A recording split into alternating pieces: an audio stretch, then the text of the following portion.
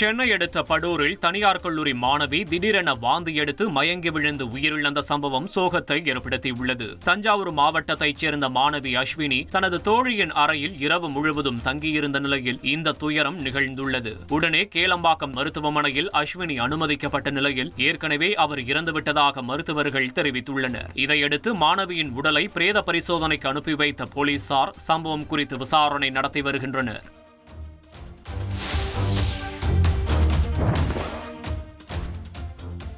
செங்கல்பட்டு மாவட்டம் திருப்போரூர் கந்தசாமி கோயிலில் மாசி மாத பிரம்மோற்சவ விழா கொடியேற்றத்துடன் தொடங்கியது. கோயிலின் வட்ட மண்டபத்தில் உள்ள கொடிமரத்தில் கொடியேற்றப்பட்ட நிலையில் ஏராளமான பக்தர்கள் பங்கேற்று சாமி தரிசனம் செய்தனர். மின்னொளி அலங்காரத்தில் ஜொலிக்கும் கோயிலின் ட்ரோன் காட்சிகள் கண்களை கவர்கின்றன.